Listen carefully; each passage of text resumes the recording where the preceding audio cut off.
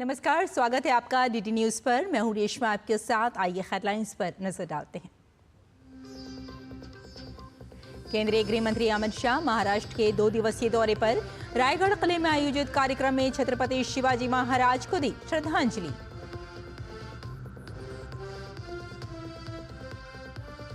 Kishtwar encounter में सुरक्षा बलों को मिली बड़ी सफलता। 2 पाकिस्तानी समेत 3 आतंकवादियों को किया ढेर। अखनूर में पाकिस्तान ने तोड़ा सीज फायर, सेना का एक जवान शहीद।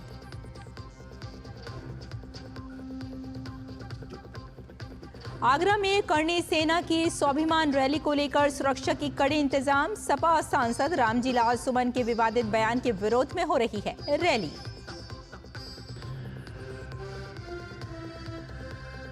आईपीएल में आज 2 मुकाबले। लखनऊ में गुजरात टाइटंस का सामना लखनऊ सुपर जायंट से। वहीं हैदराबाद में सनराइजर्स हैदराबाद और पंजाब किंग्स के बीच होगी भिड़ंत।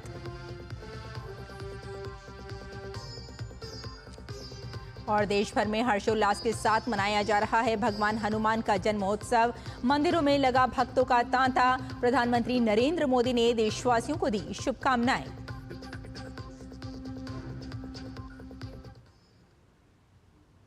और आइए विस्तार से डालते हैं खबरों पर नजर। केंद्रीय गृह एवं सहकारिता मंत्री अमित शाह आज से महाराष्ट्र के 2 दिवसीय दौरे पर हैं। अमित शाह ने रायगढ़ किले में छत्रपति शिवाजी महाराज को श्रद्धांजलि दी। गृह मंत्री इसके अलावा विभिन्न कार्यक्रमों में हिस्सा लेंगे। अमित शाह शिवाजी के समाधि स्थल के जीर्णोद्धार के शताब्दी समारोह में शिरकत करेंगे।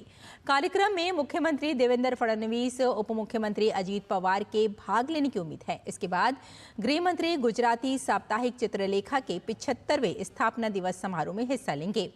यह कार्यक्रम वेस्ट मुंबई स्थित मुकेश पटेल ऑडिटोरियम में आयोजित होगा।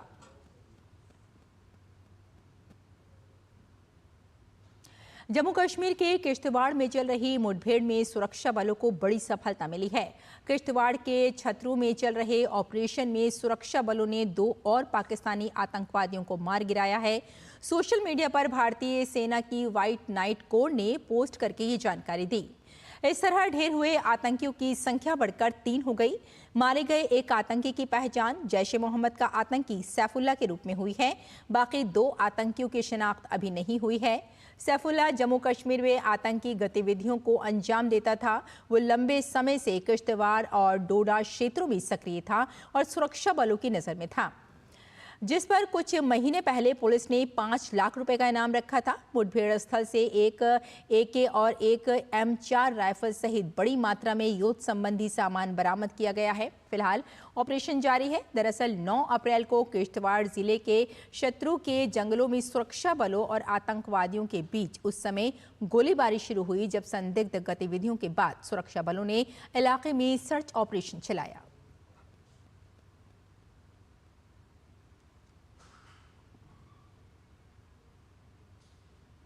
जम्मू कश्मीर के अखनूर स्थित केरी बाटल इलाके में शुक्रवार रात सीमा पार से पाकिस्तान रेंजरों ने सीज फायर का उल्लंघन किया। गोलीबारी में सेना के एक जवान का बलिदान हो गया है और बताया जा रहा है कि आतंकियों को घुसपैठ करवाने के उद्देश्य से सीमा पार से गोलीबारी की गई, जिसका भारतीय सेना ने मुंह तोड़ जवाब दिया। सेना ने जानकारी दी कि अखनूर सेक्टर में LOC पर आतंकवादियों के एक मुठभेड़ में सेना के एक जूनियर कमीशन अधिकारी बलिदान हो गया। व्हाइट नाइट कॉर्प्स ने सोशल मीडिया हैंडल X पर एक पोस्ट में ये जानकारी दी। व्हाइट नाइट कॉर्प्स ने लिखा, GOC व्हाइट नाइट कोर और सभी रैंक 9 पंजाब के बहादुर सब इंस्पेक्टर कुलदीप चंद के सर्वोच्च बलिदान को सलाम करते हैं।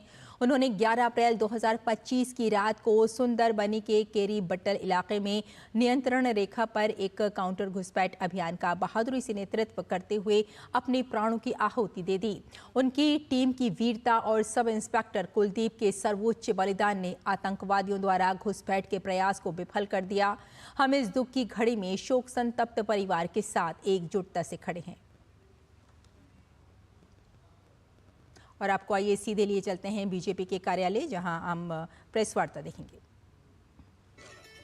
पूरे दुनिया में आज के दिन कहीं ना कहीं चर्चा में दुनिया की अर्थव्यवस्था, जो ट्रंप के टैरिफ आने के बाद जो दुनिया की अर्थव्यवस्था के बारे में चर्चा है कि किस तरह से हर देश में नर्वसनेस देखा जा रहा है कि टैरिफ के बाद किस तरह से होगा, या फिर जो ग्लोबल इकोनॉमी है किस तरह से श्रिंक करेगी या कॉन्ट्रैक्शन होगा, इस तरह की चर्चा हो रही है।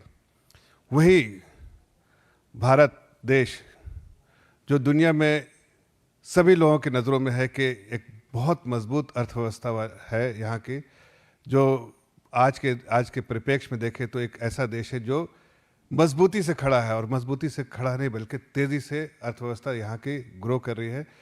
ये सब सारे नर्वसनेस के दौरान भी अगर आप देखें, ठीक से एनालाइज करते हैं, तो समझ में आता है कि जिस तरह की इकोनॉमी जिस तरह से चल रही है, जो पॉलिसी डिसीजन आदरणीय प्रधानमंत्री जी ने जो लिया है, उससे देश की अर्थव्यवस्था मजबूत है, सेल्फ रिलायंट है, और जो ग्लोबल जो नर्वसनेस है उसका बहुत लिमिटेड इम्पैक्ट देश की अर्थव्यवस्था को होगा। आज अगर हम देखते हैं जो आंकड़े आते हैं, उस आंकड़ों में देखिए, हाई फ्रीक्वेंसी डेटा में देखिए, तो हर तरह की, चाहे जीएसटी कलेक्शन हो, चाहे पावर कंजम्पशन हो, चाहे और जितने भी आंकड़े देखिए जो हाई फ्रीक्वेंसी डेटा जो बताते हैं कि अर्थव्यवस्था कैसे चल रही है, उससे समझ में आता है कि ग्रोथ मोमेंटम है, ग्रोथ एक्टिविटीज़ है, कैपेक्स सरकार का अच्छा हो रहा है, और उस पूरे इसमें जो है इस समझ में आता है कि देश की अर्थव्यवस्था अच्छे मजबूत हाथों में, पॉलिसी डिसीजन है। लेकिन मैं उसी में आपके जो आज इस मुद्दे जो है बहुत महत्वपूर्ण मुद्दा, एक तो कि ये एक इसके पीछे एक सक्सेस स्टोरी है, और जो सक्सेस स्टोरी के बारे में मैं आप लोगों के सामने रखना चाहता हूँ। जो हमारी सोच है, सबका विकास, सबका साथ, और जो दीनदयाल जी की सोच थी कि last man in the Q, उसको बेनिफिट होना चाहिए, उस सोच के साथ जब 2014-15 में हमारी सरकार आई, तो आदरणीय प्रधानमंत्री जी ने इस सोच को बहुत ध्यान से सोचा कि किस तरह से इकोनॉमिक रेवोल्यूशन लेके आना चाहिए। दुनिया में सब लोग बात करते हैं बिलियनर और बड़े बड़े जो शहरों में जो इकोनॉमिक एक्टिविटीज़, उसके बारे में बात करते हैं, लेकिन उसके साथ साथ आदरणीय प्रधानमंत्री जी ने एक ऐसी स्कीम लेकर आए जो आज दुनिया के लिए टेम्पलेट बन गया है। पूरी दुनिया उस स्कीम के बारे में चर्चा कर रही है, और दुनिया की जितनी मल्टीलैटरल इंस्टीट्यूशन है, चाहे IMF हो, चाहे वर्ल्ड बैंक हो, चाहे ग्लोबल जितने मल्टीलैटरल और मल्टीनेशनल इंस्टीट्यूशन है, सब उसके बारे में चर्चा करती है कि आखिर ये स्कीम के बारे में सोच कैसे आई। तो उस स्कीम जो है वो मुद्रा स्कीम है, जिसके बारे में आदरणीय प्रधानमंत्री जी ने 2014 से सोचना शुरू किया कि एक ऐसा रेवोल्यूशन लाए जो कि अनबैंक्ड और अनबैंक्ड को बैंकिंग से जोड़ा जाए, अनफंडेड को फंडिंग कराया जाए। और इसीलिए उन्होंने सबसे पहले जनधन योजना, आपको मालूम है, जनधन योजना शुरू किया, जिससे बैंकिंग सेक्टर से जो लोग नहीं जुड़े हुए थे उन लोगों को जोड़ा, और 53 करोड़, आज तक 53 करोड़ लोग जुट चुके हैं उसमें, और ये 53 करोड़ में 66% जो है महिलाएं हैं, और उन लोगों को जो है बैंकिंग सेक्टर से जोड़ा गया। और जब बैंकिंग सेक्टर से जुड़ गए लोग, तो उसके बाद आदरणीय प्रधानमंत्री जी ने मुद्रा स्कीम का लॉन्च किया, जो 8 अप्रैल 2015 में लॉन्च किया। आज 10 साल हो गए उसके, और स्कीम का जो फ़ायदा है वो आप, जैसा मैंने कहा कि दुनिया के लिए एक टेम्पलेट बन चुका है। इस स्कीम में सबसे पहले जो फोकस था कि जो अनबैंक्ड, उनको बैंकिंग में से जोड़ा जाए, और बैंकिंग के बाद जो एक पूरे देश में ऐसे लोग जो कि नॉन फार्म और नॉन कॉरपोरेट से जुड़े, बल्कि एक प्राइवेट जो आम नागरिक है, गांव में रहते हैं, विलेज में रहते हैं, कस्बे में रहते हैं, लेकिन उनमें एक सोच है, एक बिजनेस के एंटरप्रेन्योरशिप की एक उनमें क्षमता है, उस क्षमता को किस तरह से बढ़ाया जाए, उसकी सोच जो है आदरणीय प्रधानमंत्री जी ने मुद्रा स्कीम के द्वारा की। मुद्रा स्कीम जब लॉन्च हुआ, और आज इसका एहसास आया है कि जो 52 करोड़ लोग इससे जुड़े हैं, और क्या हो रहा, 52 करोड़ लोग जुड़े हुए हैं उससे, और 33 लाख करोड़ का लोन सैंक्शन हो गया। अब 52 करोड़ लोग को लोन मिला है जो कोलैटरल फ्री लोन है, जिसमें बहुत मुश्किल होता था कि एक आम नागरिक, कांग्रेस पार्टी के ज़माने में, यूपीए के ज़माने में, जो ऐसे गांव, कस्बे और विलेज में रहते हैं, वो अगर उनके पास कोई एंटरप्रेन्योरियल स्किल है, जो बिजनेस करना चाहते हैं, लेकिन उनको बैंक में जाते तो उनको कोई पैसा नहीं मिलता था, बल्कि उनको धुतकार मिलती थी उन बैंकों से कि भाई आप इस लायक नहीं कि आपको पैसा दिया जाए। वही आदरणीय प्रधानमंत्री जी की सोच ने ऐसे लोगों को बैंकिंग से जोड़ा और फिर उनको लोन दिया गया और कोलैटरल फ्री लोन दिया गया। आज 33 लाख करोड़ का लोन दिया जा चुका है। 52 करोड़ लोग इससे जुड़े हुए हैं, उसमें से 70% महिलाएं हैं। आप समझ रहे, 52 करोड़ जब बोलता हूं तो 150 करोड़, 150 कंट्रीज ऐसी हैं जिसकी आबादी इतनी होगी, वो अकेले हमने मुद्रा लोन उतने लोगों को दिया है। 150 कंट्री के लोगों के बराबर हमने मुद्रा लोन दिया है। ये अपने आप में बहुत बड़ा अचीवमेंट है। और मुद्रा लोन में देखिए 70%, लगभग 68-70% महिलाओं को दिया गया है। महिलाओं को जो टिकट साइज होता था पहले 36,000, 38,000, 2016 में वो बढ़ के 2023 में हो गया 76-86 हज़ार के आसपास, और अब जो है 1.02 लाख टिकट साइज जो है हो गया है। तो इससे समझ में आता है कि तेज़ी से जो है लोग इस लोन का इस्तेमाल कर रहे हैं और इसके बेसिस पे ये कहीं ना कहीं अपने बिजनेस एक्टिविटीज़ को बढ़ा रहे हैं। उससे भी देखा जाता है कि जो गरीब आदमी जो कल तक जॉब सीकर था, वो आज जॉब देने वाला हो गया। पूरे देश में अगर आज आप इसकी जब चर्चा होती है तो समझ में आता है कि किस तरह से गुर्बत से छुटकारा मिला। जो लोग जॉब लेना चाहते थे वो आज जॉब देने वाले बन गए। और ऐसी कई सक्सेस स्टोरी है। मैं उस सक्सेस स्टोरी में नहीं जाना चाहता, इंडिविजुअल सक्सेस स्टोरी में नहीं जाना चाहता हूँ, लेकिन एक टेलर मास्टर जो खुद सीता था आज इतने बड़े टेलर शॉप करके कई लोगों को एम्प्लॉय कर रहा है। ऐसे बहुत सारे एग्जाम्पल्स हैं देश में जिसने आज इसके बाद मुद्रा लोन लेने के बाद उसका धीरे धीरे इस्तेमाल करते हुए आगे बढ़ते जा रहे हैं। जो खासकर अगर आप गांव और विलेज में देखें, जो नशा में लोग रहते थे, नशा से पीड़ित रहते, तो उनके नशा से छुटकारा मिला है और इसका बहुत बड़ा लाभ हुआ है कि लोग इकोनॉमिक एक्टिविटीज़ में इन्वॉल्व हैं। तो सोशल ऑब्जेक्टिव भी पूरा किया आदरणीय प्रधानमंत्री जी ने, और इकोनॉमिक ऑब्जेक्टिव एक रेवोल्यूशन की तरह लेकर आए। आज बहुत सारे आंकड़े मैं आपको दे सकता हूँ जिससे समझ में आता है कि एमएसएमई में किस तरह से इसका जो मुद्रा लोन से एमएसएमई सेक्टर में कितना बड़ा फ़ायदा हुआ।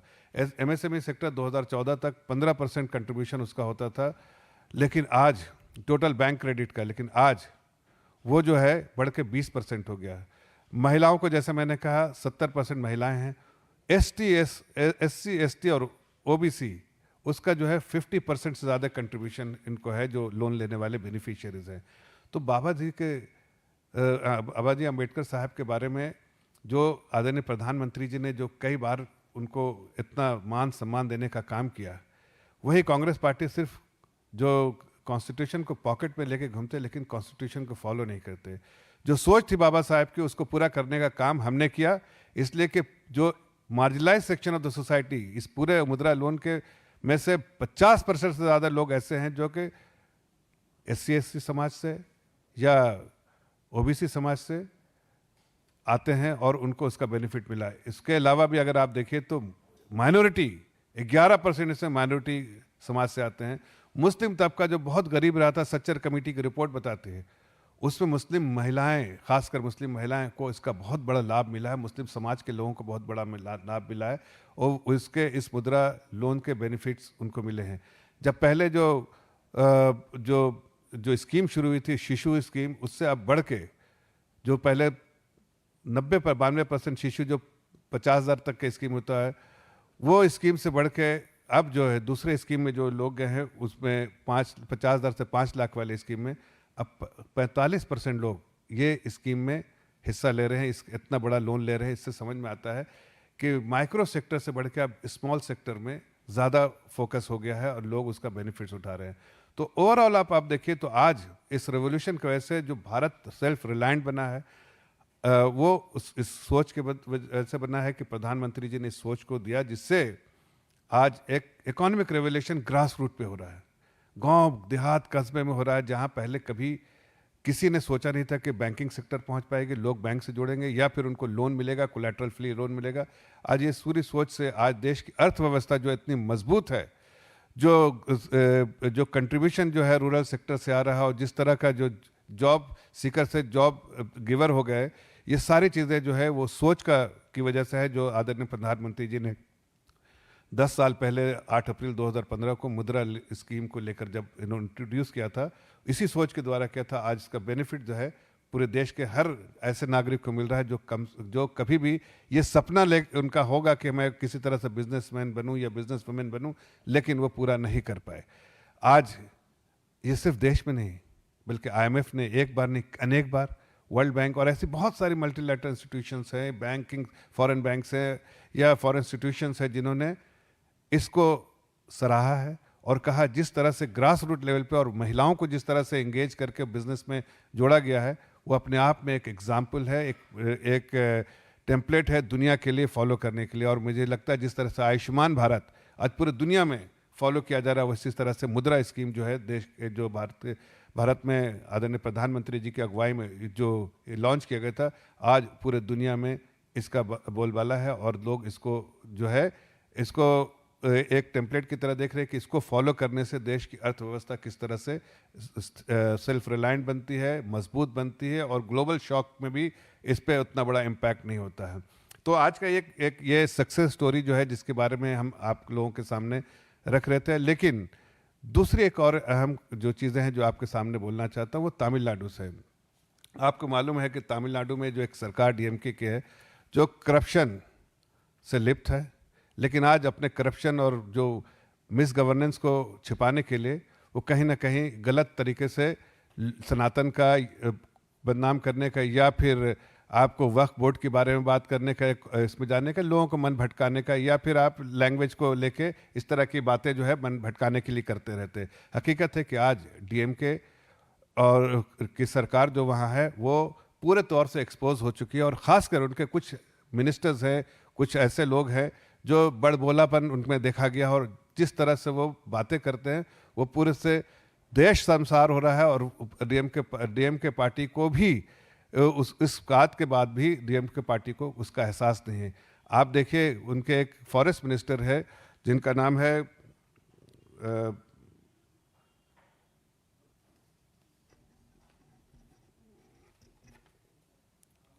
पोनमुदी जो उनके फॉरेस्ट मिनिस्टर है, जिस तरह से उन्होंने हिंदू धर्म के मानने वाले दो वैष्णविट्स एंड शैविट्स जो उन दोनों का अपमान किया है, दोनों सेक्ट का, ये सिर्फ इसलिए कि इन्हें ये जानते हैं। और जिस तरह से हिंदी बोलने वालों को पानीपुरी सेलर्स के तौर पे उन्होंने बात की है, एक बार नहीं अनेक बार जो है इस तरह की बातें की है, जिससे समझ में आता है कि उनकी अपनी कमजोरियां जो है उसको छिपाने के लिए इस तरह की बात कर रहे हैं और कहीं ना कहीं सनातन धर्म का कहीं ना कहीं बार बार अपमान करते हैं, यह हिंदू धर्म मानने वालों का अपमान करते हैं। आज जब आदरणीय गृह मंत्री जी ने वहाँ पर AIADMK और BJP का अलायंस का अनाउंसमेंट किया, उसके बाद हम तो बार बार डिमांड कर रहे थे कि जो उनके फॉरेस्ट मिनिस्टर पे कार्रवाई हो, लेकिन DMK जो है वो बिल्कुल कार्रवाई नहीं कर रही थी, जबकि पूरे दुनिया थू थू कर रहा है और इसके बारे में चर्चा पूरे दुनिया में हो रही है कि किस तरह से एक मिनिस्टर होते हुए, सरकार मिनिस्टर होते हुए किस तरह से अपमानित होने वाली बात कर रहे हैं और एक हिंदू धर्म के को कहीं ना कहीं अपमान करने का काम कर रहे हैं, फिर भी उन पर कोई एक्शन नहीं हुआ। लेकिन जब अनाउंसमेंट हुआ तो उससे समझ में आ गया, जब ये अलायंस का अनाउंसमेंट हुआ तो उससे समझ में आ गया कि आज भारतीय जनता पार्टी और AIADMK 100% वहाँ जीतेगी। और उसका दबाव जो है उनके उसमें दिखा कि उन्होंने अपने मिनिस्टर को मिनिस्टरशिप से तो नहीं हटाया, लेकिन पार्टी के पद से हटाया। लेकिन हम डिमांड करते हैं कि जिस तरह से उन्होंने अपमान किया है उससे उनको उनके मिनिस्टरशिप से हटाना चाहिए और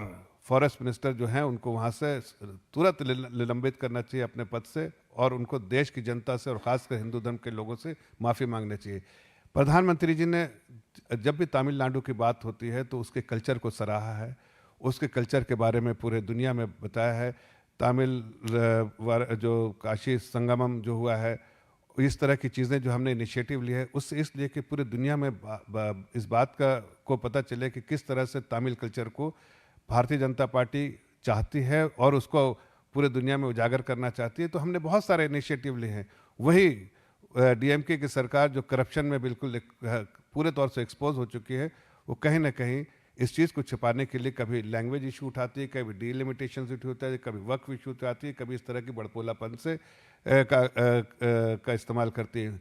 हम आपके माध्यम से डीएमके की सरकार को अल्टीमेटम देते हैं कि देश की जनता देख रही है, जिस तरह से आपने अपमानित शब्दों का इस्तेमाल किया है उसे देश की जनता बख्शेगी नहीं, तमिलनाडु की जनता बख्शेगी नहीं।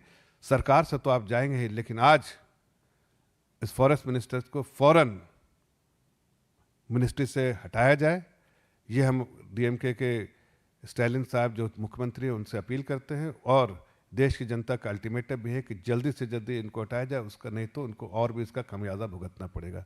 धन्यवाद। आपका कोई क्वेश्चन हो तो सर।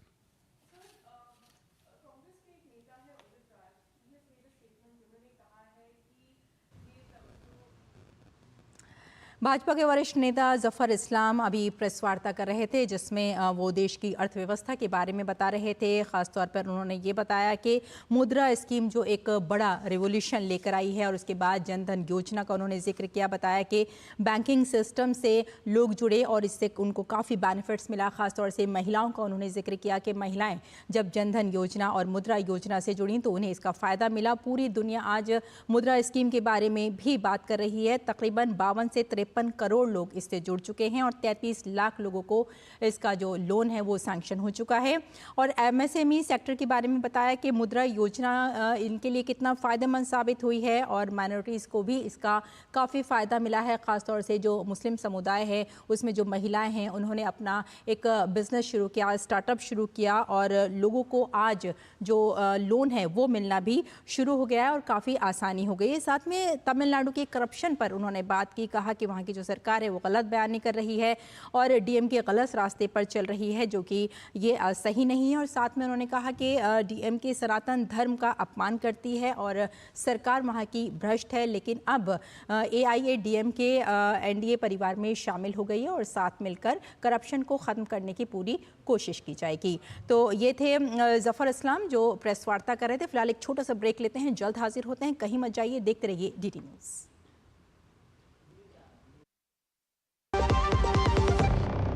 प्रधानमंत्री श्री नरेंद्र मोदी जी की प्रेरणा से मध्य प्रदेश के मुख्यमंत्री डॉक्टर मोहन यादव के नेतृत्व में मध्य प्रदेश में विक्रमोत्सव 2025 का सफल आयोजन किया जा रहा है, जिसमें 12 से 14 अप्रैल 2025 तक दिल्ली के लाल किले पर माधव दास पार्क में शाम 6 बजे महानाट्य सम्राट विक्रमादित्य का भव्य मंचन किया जाएगा।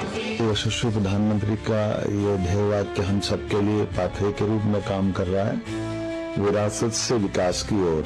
इसलिए 12, 13, 14 अप्रैल को महानाट्य का मंचन किया जाएगा, हमारे अतीत के गौरवशाली नायकों को जनता के सामने लाने के लिए।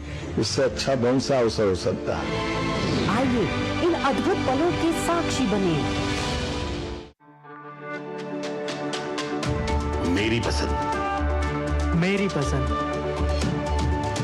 मेरी पसंद, मेरी पसंद, हमारी पसंद, हम सबकी पसंद। मजबूत देश का मजबूत सरिया हो गया स्टील। ब्रेक के बाद एक बार फिर आपका स्वागत। आइए आगे बढ़ते हैं। मुर्शिदाबाद हिंसा को लेकर केंद्रीय मंत्री गिरिराज सिंह ने ममता सरकार पर निशाना साधा है। उन्होंने कहा कि हिंदुओं की सुरक्षा मुख्यमंत्री ममता बनर्जी की नैतिक जिम्मेदारी है। ममता बनर्जी बंगाल की सरकार की मुखिया हैं। उनके लिए केवल मुसलमान ही नहीं है वोट बैंक, उनकी जिम्मेदारी है हिंदुओं की भी रक्षा करें। मुर्शिदाबाद की घटना दिखा रहा है कि बंगाल से अब हिंदू पलायन करने को मजबूर हो रहे हैं। ये कह दें ममता बनर्जी, क्या बंगाल का हिंदू बंगाल छोड़ दे उनके रहते? ये दुर्भाग्यपूर्ण है। पूरे देश में ये घटना लोगों को दिल दहलाने वाली घटना है कि सरकार के समक्ष ये घटना हो रही है। एक दिन, 2 बार, 3 बार, 4 बार, ये हद की सीमा पार। बहुजन समाज पार्टी बसपा की राष्ट्रीय अध्यक्ष मायावती ने वक्फ कानून को लेकर लोकसभा नेता प्रतिपक्ष राहुल गांधी पर निशाना साधा है। उन्होंने कहा कि संसद में चर्चा के दौरान वक्फ बिल पर नेता प्रतिपक्ष ने जिस तरह चुप्पी साध रखी थी, इसे लेकर मुस्लिम समाज में आक्रोश है। बसपा मुखिया मायावती ने शनिवार को सोशल मीडिया मंच एक्स पर लिखा कि वक्फ संशोधन बिल पर लोकसभा में हुई लंबी चर्चा में नेता प्रतिपक्ष द्वारा कुछ नहीं बोलना अर्थात CAA की तरह संविधान उल्लंघन का मामला होने के विपक्ष के आरोप के बावजूद इनका चुप्पी साधे रहना क्या उचित है। इसे लेकर मुस्लिम समाज में आक्रोश और इनके इंडी गठबंधन में भी बेचैनी स्वाभाविक है। उन्होंने आगे कहा कि वैसे भी देश में बहुजनों के हित, कल्याण एवं सरकारी नौकरी व शिक्षा आदि में इन वर्गों के आरक्षण के अधिकार को निष्प्रभावी व निष्क्रिय बनाकर उन्हें वंचित बनाए रखने के मामले में कांग्रेस, भाजपा आदि ये पार्टियां बराबर की दोषी हैं।